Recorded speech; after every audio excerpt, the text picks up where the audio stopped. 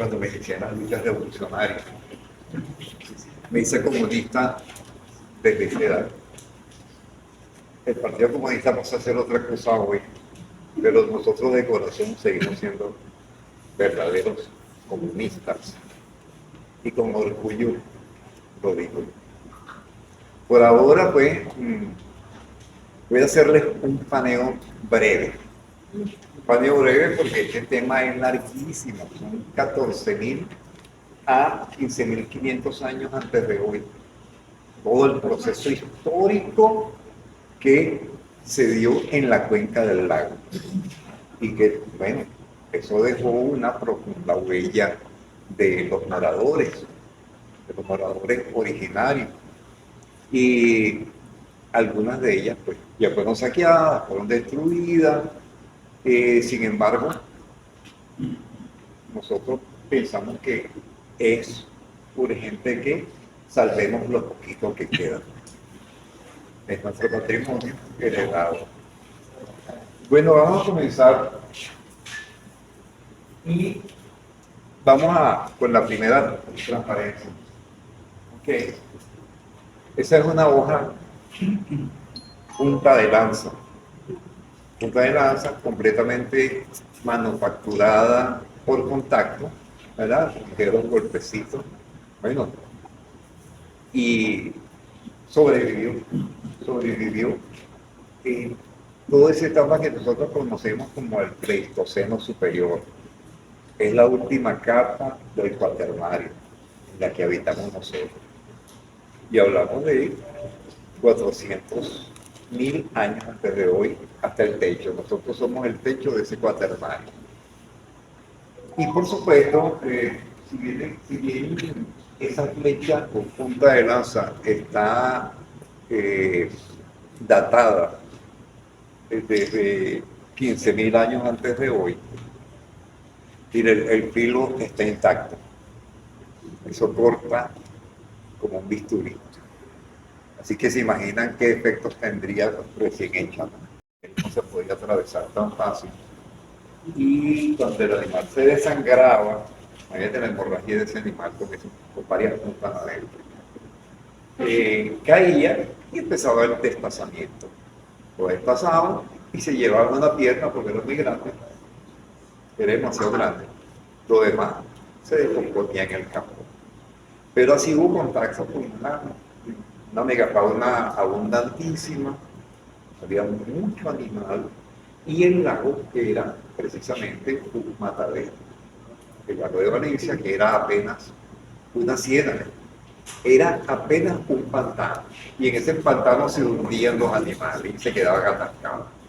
Y allí, pues, las bandas de cazadores paleoindios, así lo denominaban, cazadores paleoindios, bueno, hacían con cierta facilidad su trabajo de depredación de estos animales. Eso va a ir cambiando poco a poco. Y nos vamos a encontrar entonces un poblamiento general de la América del Sur. La gente de la América del Sur comienza a desplazarse hacia el norte del continente. Venezuela es probablemente el último de los territorios que es ocupado, y lo ocupa la etnia arahuaca. Ahí lo que vemos son las lagunas culturales que quedaron, las que finalmente quedaron. Hoy el mapa está muy parecido.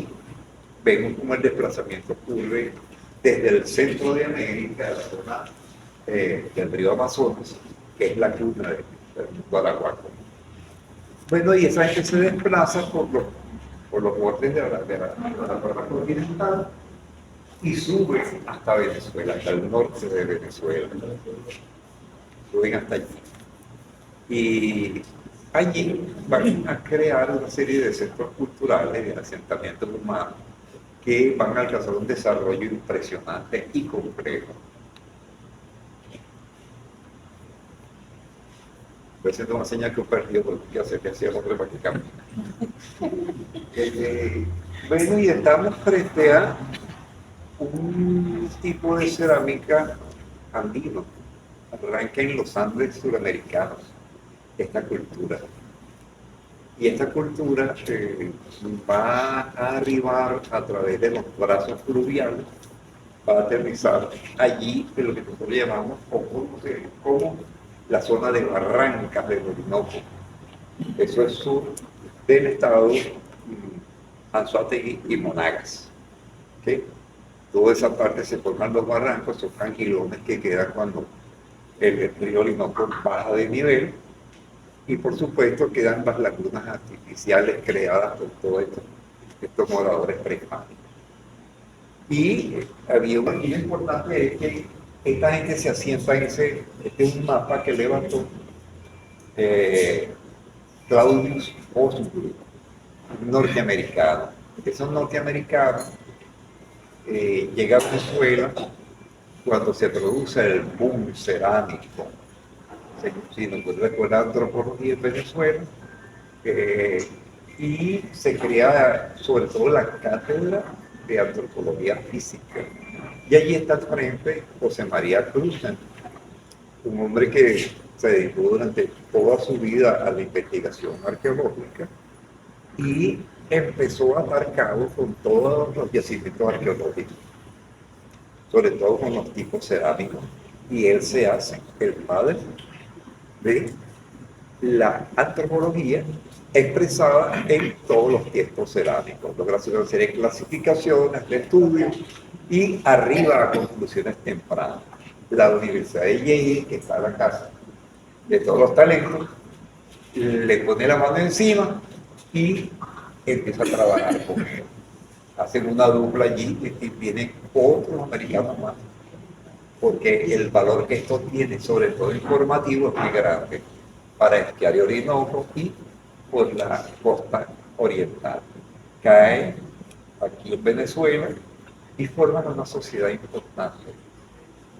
Nosotros le llamamos los fumadores de pipa, la sociedad de los fumadores de pipa, o sociedad de los barrancoides del centro, así lo llamamos.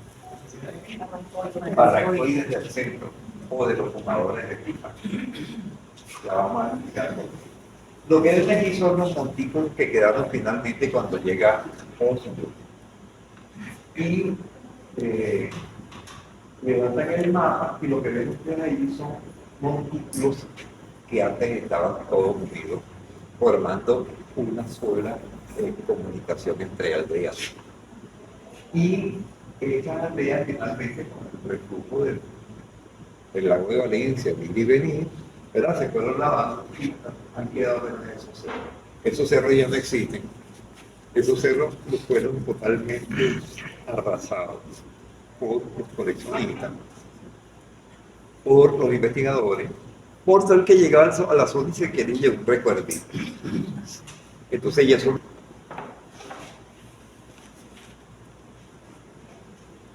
Ahí tienen. Esas pipas proliferaron. Son artefactos inventados acá, porque de acá, del lago de Valencia, arranca la recogida del tabaco que crecía silvestre. Se descubre por primera vez aquí. Entonces lo descubre la gente que viene del sur y llega acá y ve que es una mata que se consume con bocanadas de humo, pues quemando el tabaco, y que causa efectos de mareos, causa efectos de un sopor que se va dando a medida que se consume el tabaco, el mareo, las náuseas, todo esto que produce. Eso era tomado como unas sensaciones relacionadas con los viajes mágicos, con la hipnosis. Y al efecto, las pipas son pequeñas para pequeños rituales, pero hay pipas muy grandes que alcanzan 1 kilo de tabaco. Imagínense lo que es meterse toda esa cantidad de tabaco en el cuerpo, intoxicarse al extremo y caer en el trance hipnótico. ¿Okay? Por primera vez, las pipas se inventan aquí, en esta zona, la zona de nosotros, donde están ustedes ahorita sentados. Se inventan aquí. Y los moradores llegaban hasta aquí, hasta la Plaza Bolívar, y un poco más acá. ¿Okay? Había Todo este suelo era ocupado por esta gente. Todo este suelo y un poco más allá. Y un poco más aquel lado, oeste, un poco más hacia el este y hacia el sur. Y hacia el norte, muchísimo. Bueno, de la lluvia, la diosa invernal o la diosa de las aguas. ¿Y cómo se sabe que es una diosa? Se sabe porque hay elementos en su cuerpo. Por ejemplo, la doble o luna invertida que ustedes van a ver en las líneas inferiores. Dos líneas largas que se enrollan, paralelas y opuestas. ¿Okay? Eso, la lectura que da eso, y se ha repetido en todos los yacimientos del sur, es mujer menstruante, mujer casadera. ¿Okay? Y tiene los apliques propios de una deidad. Hay ornamentación, ¿verdad? En la cabeza, y tiene ropaje. Un personaje sobresaliente, pues, ¿no? Cargado de prendas y de simbologías. Ella es nuestra Oreu, o Oreu, O-R-E-H-U. Y ella tiene que ver con el culto a las aguas. Ella es la diosa que controla las menstruaciones, que controla los ciclos menstruales, los ciclos lunares. ¿Okay? Y regula las mareas, regula la maternidad, regula esa protectora, sobre todo de el buen parto. ¿Okay? Es la deidad máxima, no está representada como una rana, que está asociada a partir. Ella, paralelamente, en las Antillas, vamos a encontrar un personaje como él. Y un canto del lobo, habla de que ella es la madre de toda la creación. La madre de toda la creación no tiene principio, no tiene fin. Es una deidad exclusiva que concentra el mayor poder mágico y ritual. Y ella tiene que ver con madre protectora, sobre todo de la mujer.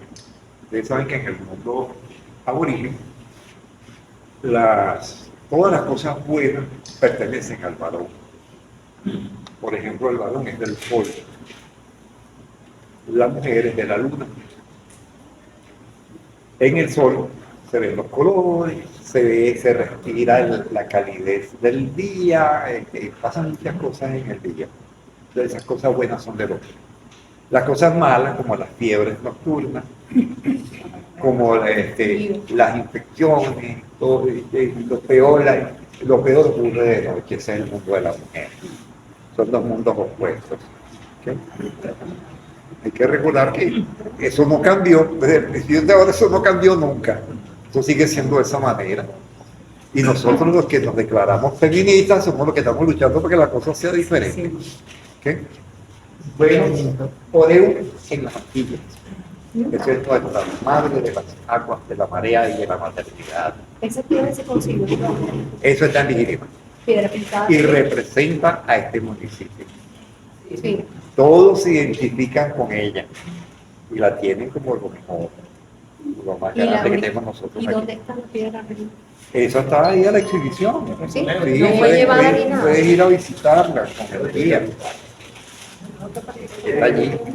Se te va a permitir que la toques. Lo mejor tú la explicas a ellos. Entonces no puedo Bueno, y abandonar porque... este puente es mucho más largo, Sí. pero yo quiero dejar un espacio para que ustedes pregunten. Cuando llegamos Y no iba a sufrir el grupo mientras sobrevivía. Esta gente entendió que la responsabilidad de la reproducción humana descansaba en el varón. Y por eso los chamanes, solo los chamanes, hacían el consumo de la pepa ritual. Los demás no consumían en pipas el tabaco, lo consumían como puros, enrollados. Esta gente ahora va a interpretar que el tabaco es la representación de la energía seminal del hombre. Y por eso las tipas son fálicas. Y el chamán, en nombre de todos los hombres, rindiéndole culto a la reproducción del varón, se metía el palo en la boca. Y el humo era la eyaculación, era el semen. Esa es la representatividad del esquema interpretativo. Okay. En ese momento, esa ocupación, estamos hablando en el contexto del siglo I, el siglo I de la era en la que vivimos. ¿Cuánto hace de eso? 2000 y tantos años. Esos 2000 y tantos años, hablamos entonces de cuántas generaciones. Imposible. Si son tres generaciones por año, 3 generaciones por siglo, entonces son, ¿cuántas habrá allí? 60 generaciones. 60 generaciones que genéticamente nos atan. Nosotros llevamos los genes de toda esa gente. Lo llevamos encima. Y, bueno, es imposible con los costos avanzar en la investigación. Una lectura de carbón 14 hasta hace unos años costaba $1,000. Ahorita debe estar en $1,500. Entonces cada vez que uno hace una lectura tiene que sacar ese bojote de billetes. Entonces no es posible que avancemos en la investigación. Está muy lenta, casi nula. Entonces, aquí esta gente cuando se instala, estamos hablando de los barrancoides del centro, es decir, las culturas de los fumadores de pipa, ya saben por qué se llaman así. Esta gente ahora va a dedicarse a sobrevivir con lo que tiene. ¿Qué es lo que tiene? Los productos de la selva y de la sabana. Ahí hay un animal que ha sido clavado. Son los primeros petroglifos que se hacen aquí. Son muy difíciles de determinar, sumamente difíciles de observar. Tiene que ser una mente que esté 24 horas trabajando con las piedras, como lo hizo nuestro querido amigo Johnny. Él fue el que descubrió este petroglifo. ¿De acuerdo? Él lo descubrió, no se ve por ninguna parte, nadie sabe que eso está allí. Y lo relevamos con una técnica que llamamos frotar. Y arrojó eso. Un pequeño animal que tiene 2 flechas clavadas en el cuarto trasero, ¿verdad? En el anca. Y la sabana estaba lleno de esto. Estaba llena. Ahí, frotage. Es otra técnica francesa, frotage. Sí, es ir frotando la roca. ¿Verdad? Sí, ya no usamos ni siquiera esa técnica, lo usamos solo los investigadores. No está permitida la intervención de los petroglifos en estos momentos. Bueno, lo cierto es que este animal se puede identificar. Es un mamífero cuadrúpedo de cola larga. Y puede ser un pequeño jaguar, un pequeño tigre, pues. O en ese caso puede ser también cualquier animal. Nosotros estamos en capacidad de determinar cuál. Todos nosotros, de Aileen Márquez, es una del equipo de investigación, del equipo de trabajo, y no se ve tampoco. Pero como los guías estaban todos los días del mundo montados sobre las piedras, veían cosas que más nadie veía. Y entonces la recogí. Forma parte de esto, de los primeros petroglifos. Se ve en la imagen que hay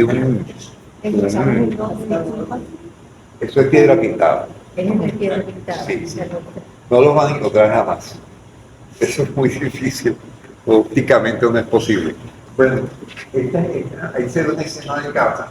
Tienen a su lado el cani familiar, el perro, del que provienen todos los demás perros de raza que existen en América. Él es el Lupus canis, que ahora evolucionó en el Canis familiar. Decía el perro de la familia. Y el perro de la familia todo el tiempo acompañó a esta gente, todo el tiempo, eso era una ferramentación que había, los reprodujeron. Pero la reproducían porque, además de ser compañeros, buenos para la casa, perros de presa, bueno, en la hambruna resolvían el problema de la forma más directa, y mismo en la casa los tenían, los ponían en el común y listo. ¿Verdad? Era parte de la dieta ordinaria, el canis familiaris. Y se llama así por eso, que la cercanía con la familia. Bueno, esa gente, el avance ahora que ya no hay un enfrentamiento directo, sino a distancia. Ahí está el arquero, entre el primer periodo, o sea, el siglo VII, y los siglos que vienen, ya va a ser su aparición un nuevo grupo. 700 años después, viene otro grupo avanzando otra vez desde el sur. Probablemente los contactos eran más seguidos, pero no dejaron huella. Aquí sabemos que este núcleo que viene ahora desde Amazonas ocupa esta región y consigue estos moradores, pero no hay enfrentamiento. Y no hay enfrentamiento, porque aquí no se toleraba un grupo distinto de otro. ¿Okay? Aquí la pelea era permanente, se rechazaba. Esta vez encontraron que esta gente hablaba parecido, usaban las mismas palabras, las pronunciaban de otra manera, pero eran muy familiares. Y ellos empezaban diciendo que sí, estos son parientes y la ocupación, puesto que no había barrera del lenguaje, se integró y esta cultura que viene ahora nutrida con los nuevos influjos de las ciudades ya desarrolladas, se van a desarrollar ahora mucho más. Y esta complejidad va a originar nuevos objetos, nuevas formas productivas, nuevas formas materiales. Y vamos a ver, sobre todo, que viene con ello el maíz, los primeros granos de maíz. Estamos hablando ya del año, ¿qué? El año 1000, aproximadamente. Sí. Y esta gente trae consigo los granitos de maíz. La mazorquita que ven a la derecha es una mazorca de maíz originario, medía 5 centímetros. La mazorquita que ven aquí. Con los cruces permanentes que han habido todo este poco de siglos, y hablamos de cuántos siglos, hasta el año 1500, cuando entramos en contacto con el control europeo, que viene también subiendo del Orinoco Medio, atravesando ya todas las vías fluviales, Amazonas, Río Negro, Caciquiar, Orinoco. Río Negro, ¿sí? Esa zona es la zona del septentrión americano. Entonces, eso es sur. ¿Okay? Y se desplazan por las vías fluviales. Bueno, ellos traen esta cultura cerámica distinta a la anterior, pero ahora la concepción va a cambiar. La concepción es que la responsabilidad de la reproducción descansaba verdaderamente, no era en el palo del hombre. Ahora van a cubrir, trae ese nuevo conocimiento, depende por total de la mujer. Y va a cambiar el sentido. Depende de la mujer. Cambia el sentido. Antes era el hombre en el que descansaba la responsabilidad, ahora no, ahora es en la mujer.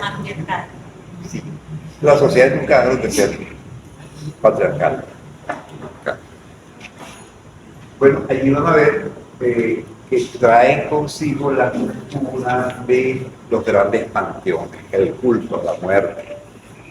En esa vasija mide 1 metro de ancho, 1 metro de diámetro, y de la altura más de 1 metro.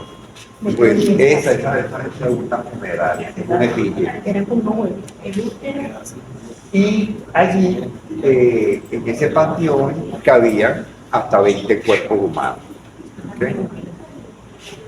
Esta parte hacia Mocundo, ¿En serio?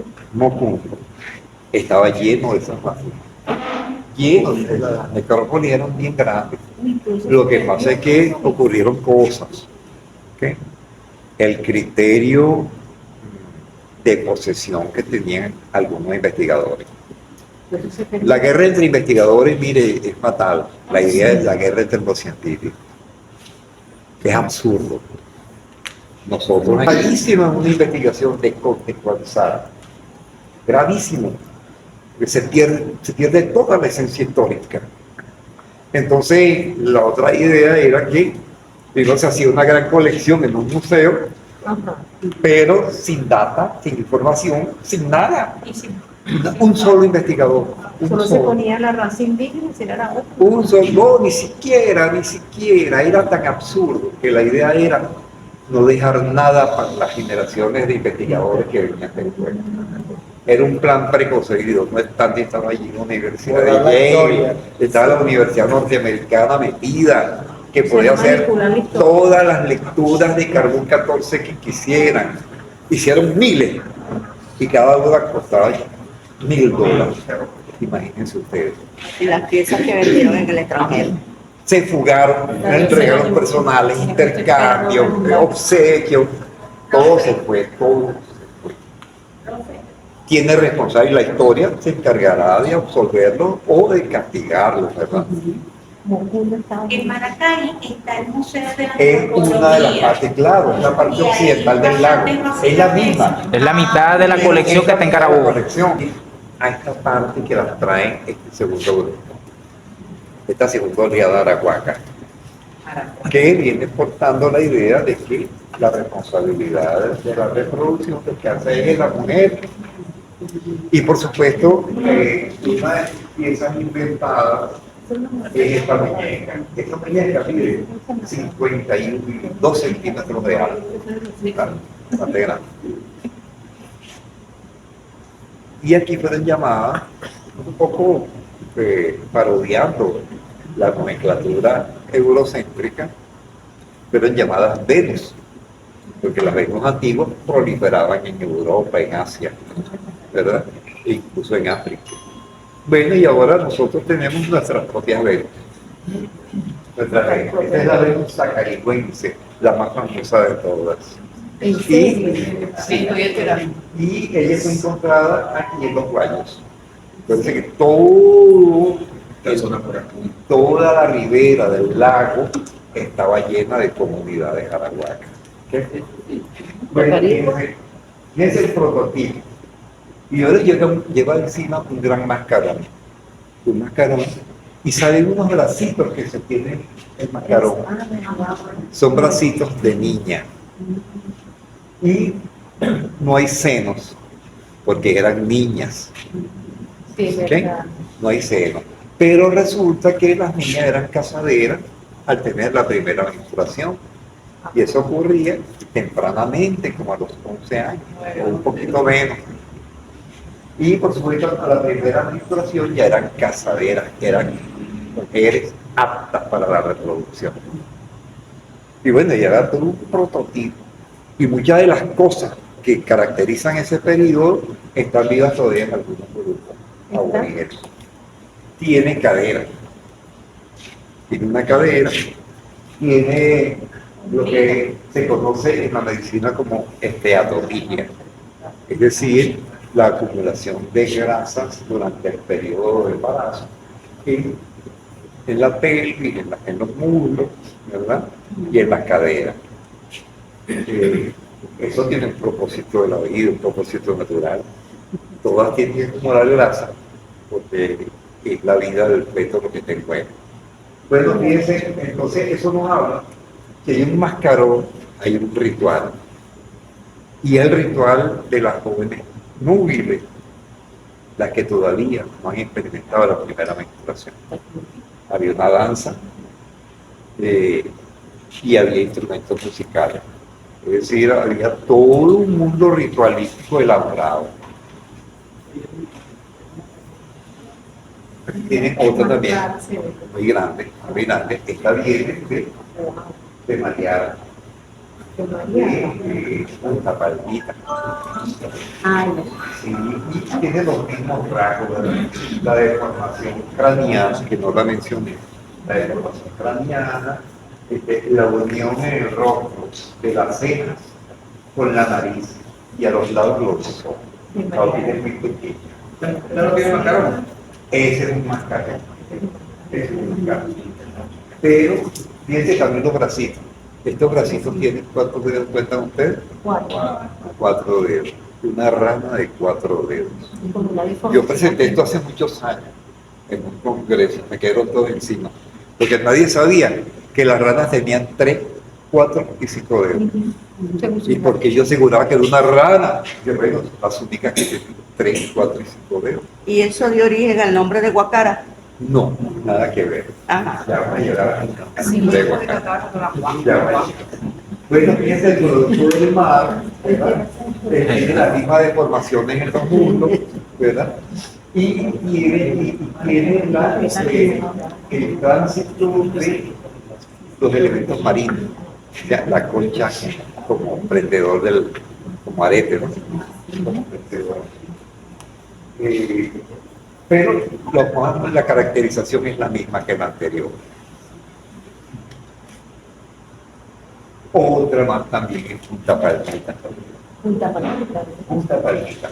Eso es la península de la Cabrera, aquí. Ahí todavía hay. A pesar de que se esforzaron por exterminarlo todo, todavía quedan cosas que irán apareciendo. Con el profesor muy poquito encuentro ya. Claro. Bueno, otra de 4 dedos. Se le rendía culto a la rana. La rana es el tótem más antiguo del mundo arahuaco. Hay otros tótemes, pero este tótem es el que lo caracteriza. Los guayos fue muy pródigos, igual que Guacara. Y aquí sacaron una necrópolis de más de 100 vasijas funerarias. Y todas tenían entre 20, 18, 15 osamentas. Pero había más preferenciales, distintas a las otras, dentro de ese mundo. Hasta eso se les escapó cuando estaban oyendo, bueno, no es que es lo que tienen aquí. Y entonces uno observaba que había una diferenciación en el enterramiento. Y vamos a ver, a comparar este cráneo, que es un cráneo normal, con los que viene. Entonces me cierro los ojos. Y ensillar la frente de ese cráneo, ¿verdad? Ya presenta un aplastamiento artificial, ocasionado forzosamente. Y por eso nos vamos a acordar de los mascarones. Ahí tienen la culebra, sí, la isla de la culebra. Aquí no hay zona que no tenga arqueología. Todos alrededor del lago. Y Villas del Cerro, que dice que es un cementerio Sí, indígena. también, todo eso, también. Bueno, ahí tienen otra vez el aplastamiento del hueso frontal, ¿no? Y eso tenía un propósito que ya vamos a explicar. Miren este aplastamiento que es más pronunciado todavía.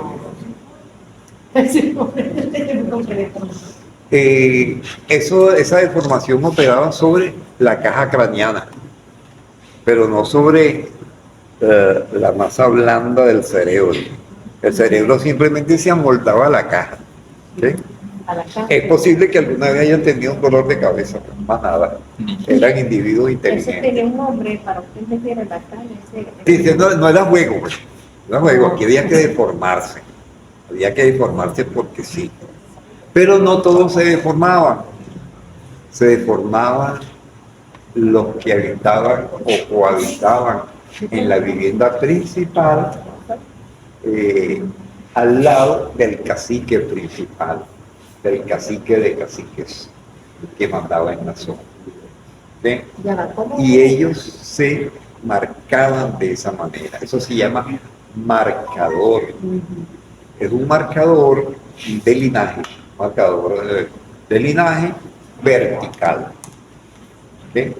Una jerarquía superior. Es una jerarquía vertical. ¿Okay? Ya estamos en presencia de los cacicazgos que van a emerger ahora en esta segunda oleada. La primera oleada se regía por el Consejo de Oceana. Esta oleada no es formación craniana tabular erecta. ¿Okay? Y eso es lo que se perseguía. Es un tipo especial. En toda América hay deformaciones. En el Asia hay deformaciones. En África hay deformaciones. ¿Sí? Son distintas todas. Estas son características de esta zona. Y vamos a ver cómo se producía. ¿Me están viendo? Era un paño que se colocaba abajo, sí, para que no hubiera roce con el elemento deformante o deformador. ¿Okay? Ese elemento deformador iba dado aquí atrás, en la región occipital, aquí atrás. Si nosotros nunca tuvimos acceso, pero las ataduras dejan marcas en el hueso también. Sería de fuerte, ¿no? Nosotros no tenemos acceso al cerebro, pues nos privaron, les dio la gana y nos privaron por toda la vida. Entonces, sí. Ese es el aspecto final, ¿verdad? Aproximado, una representación simplemente. Eso es lo que pasa, ¿verdad? Los ojos con la presión del hueso frontal se proyectan y se proyectan sobre una forma que los arqueólogos llamaron ojos granos de café. Por eso son así, verticales. Y no hay que confundirse, aquí no había café. El café vino mucho después con los hispanos, ¿sí? Pero fue una forma de ellos clasificarse. Había cacao, que era propiedad de acá. Y están las urnas secuestradas. Estas fotos las pudimos hacer en una inspección que hicimos, amparada. Y entonces nos permitieron la entrada, yo fui aproveché y hice fotografía todo lo que pude. O sea, eso es nuestro y hay que pedir permiso. Sí, eso está en el Parque Recreacional Sur, escondido todavía, aquí, arrumado. En la casa Paez, hay una... Yo fui director de... No, hay. Bueno, yo no había hace 2 días. Es piedra pintada y una Son de grupos menores. ¿Qué sería varios tamaños? No son preferenciales, pero las formas se conservan. Imagínense, todo lo que estaba arrumado allí. Había una colección impresionante, que yo no creo, eso fue hace 10 años, no creo que se mantenga.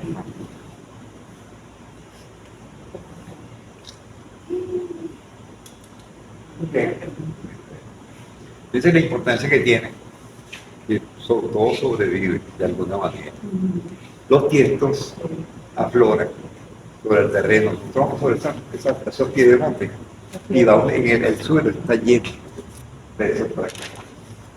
Y ya vieron para lo que sirve cada fragmento. Con cada fragmento estamos en capacidad de reproducir los objetos cerámicos que se utilizan. Eso es muy importante. Cada cosa tiene una lectura, un prototipo. Y la idea es que nos concienticemos y ahora miremos para el suelo. Con lo que tropecemos, bueno. Esa cerámica la hacían con barro. Eso era barro cocido. Barro cocido. Rústico como que se hace en nada todavía. Sí. Había una cerámica muy elaborada. Otra de mí, eso es frecuente en todos los petroglifos. ¿Verdad? El prototipo es 2 cejas que se unen a la nariz y al final lo que entra acá es la boca encerrada en un círculo.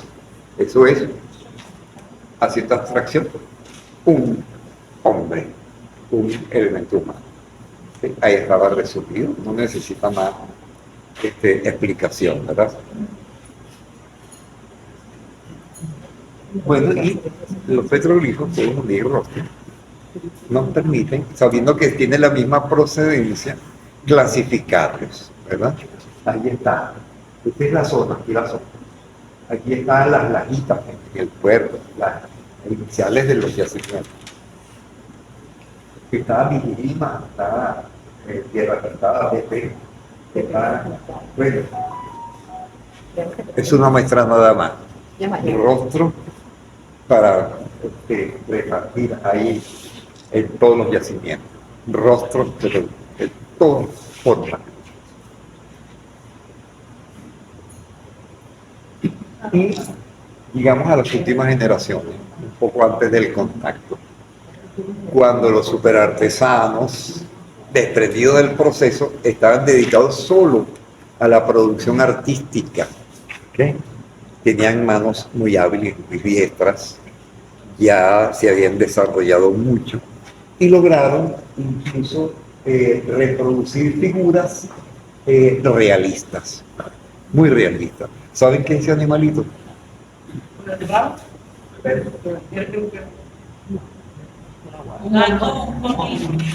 ¿Quién no? Lo digo con una guarda. ¿Qué era? Eso es lo que se come hoy todavía hoy. Hoy se lo comen de una maravilla. Eso es un rabitelado. Eso era el alimento predilecto de la sabana, de la media montaña. Había aquí, pero eran las ratas del desierto. ¿Okay? Y todavía hoy dicen que es exquisito. Yo no lo he probado. No lo he probado a estas alturas. Pero quien lo come porque lo ha criado. Emma me propuso que la que tuviéramos en cualquier Mi hermana no era el también le dicen saligüeya. Y aquí miren la representación habla de la habilidad que tenía el cazador para clavar 2 flechas en la presa. ¿Sí? Hablamos de cacería. Eso está asociado, eso existe allá en Mariana. Eso es de Mariana y aquí está llegando un mariareño que nos puede acusar esa verdad. Adelante. Por eso es Machado. Qué orgullo ser recibido con nada menos Un tanto con imagen. un ícono no solamente de la marianeña, sino de Venezuela entero. Sí, señor. Saludos, estimado profesor. Saludos. En la parte del morro, acá en la... Hay infinidad de agujeros. Sí, profesor, nosotros tuvimos la oportunidad de ir. La llegada del maíz. Del maíz. Del maíz. El maíz llega tardíamente a los grupos arahuacos que estaban aquí. El maíz, recuerden que es un producto compartido entre, claro, y todo pasó por la costa, entre México y Perú. ¿Okay? Y fueron los 2 puntos donde se desarrolló toda la cultura del maíz. El maíz vino subiendo posteriormente con otro grupo lingüístico. Esta vez son los chibchas, mejor conocidos o mejor clasificados como cultura muisca. ¿Okay? La cultura muisca pertenece al gran tronco lingüístico chibchoide. ¿Okay? Lenguas concretamente distintas a la arahuaca y la chibcha. También tuvieron un desempeño antiagresor, que pusieron en armas contra los españoles, o contra los europeos, no son todos los europeos, no son solo los españoles. Bueno, fíjense, estos edificios son capaces de albergar cerca de 270 litros. Tenemos un poquito aquí otro cafecito que está sabroso. ¿Quién lo hizo?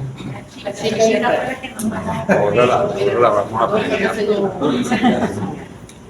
Bueno, fíjense, esos que tienen cerca de 270 litros, los medimos milimétricamente, los medimos una y otra vez, y son más de 270 litros.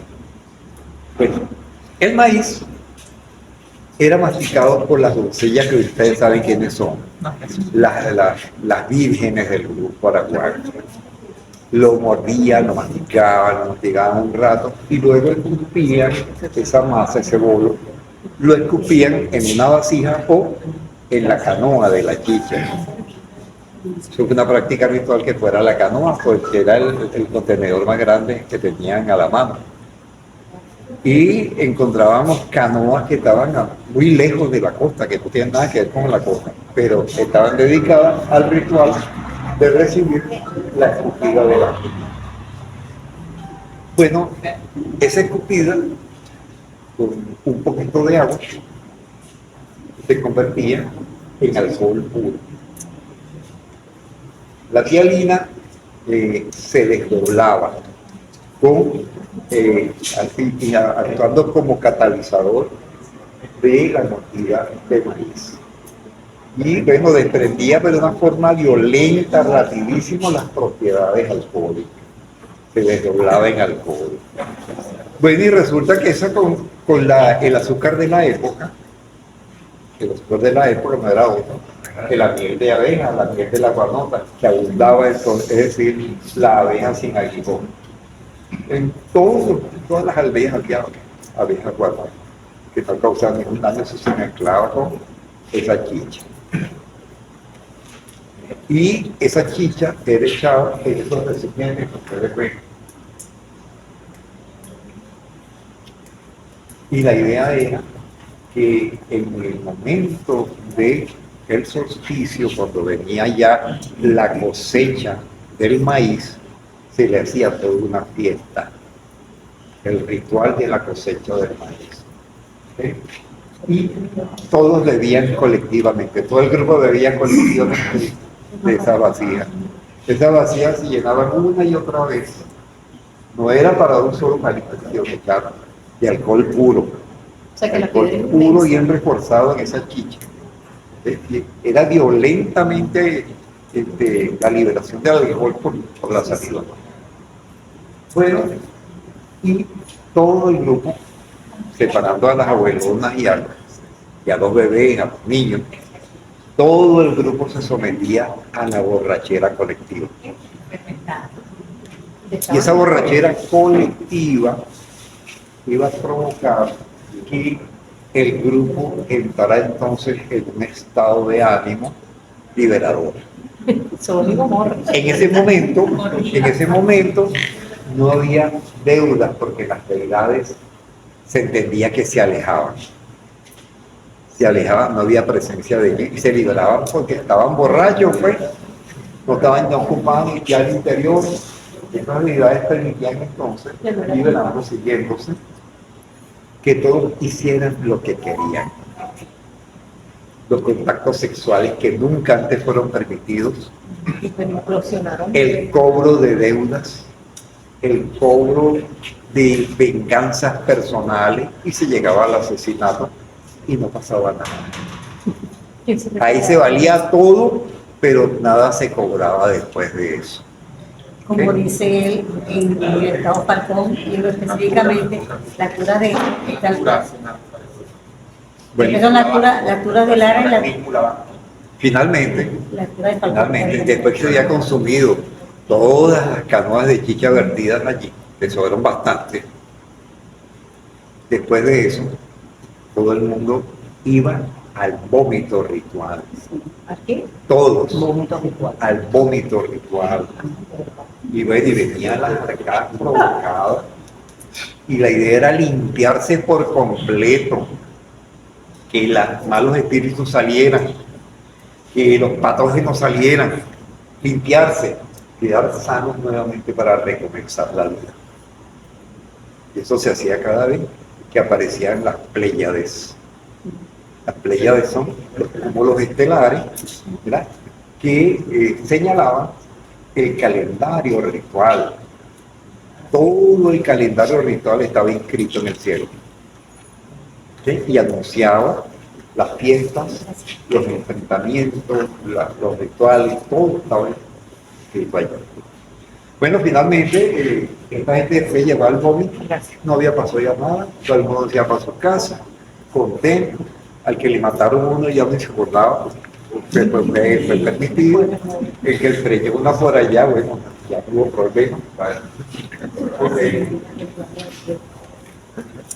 Por eso que dicen que el rascado no vale.